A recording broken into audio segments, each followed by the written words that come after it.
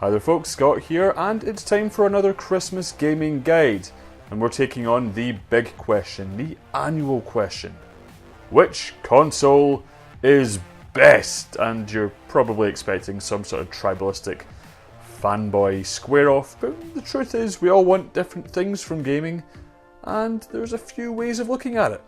One way to look at the decision is to look at who you play games with. Maybe you're a parent and you've got a child who likes to play games with their friends. Maybe you've just got a group of pals that you like to play FIFA, Rocket League, Call of Duty, whatever you want to play. In that sense, you're probably best off all getting the same kind of console. Now, I grew up in a pre-broadband era where if you wanted some multiplayer with your mates, you had to actually text each other to make sure you could all get online. Obviously this isn't the case, and with friends lists it's easier than ever to play with your friends, so you're as well just removing as many hurdles as you can. However, say you're not that interested in multiplayer.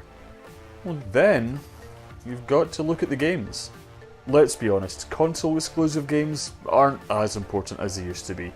90% of games are released across all platforms, but there are a few games that either stick to a console or the PC.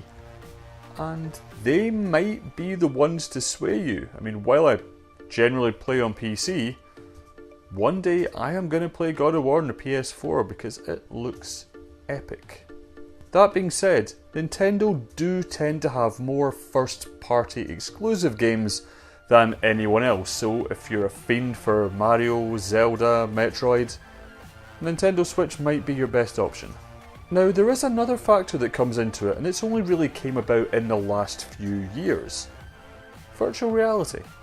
Now, if you've got cash to burn, then obviously a nuclear-powered PC and the HTC headset is the way to go. But on the other hand, PlayStation VR has made the whole thing more accessible, both in terms of setup and cost. And it's a perfectly fun way to try out games like Beat Saber. One final note, and this applies to whatever console you do end up going for, all of them will require a fairly lengthy online setup. It's not like the days of the Mega Drive where you just plugged it in, shoved in a cartridge, and away you go.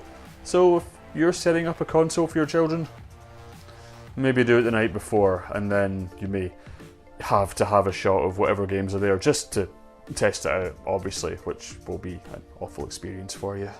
Anyway, those are just my thoughts. Let me know yours in the comments below. As always, tell all your pals about this video, and I'll see you next week. Oh, and Merry Christmas. Also, that thing. Yeah, cool.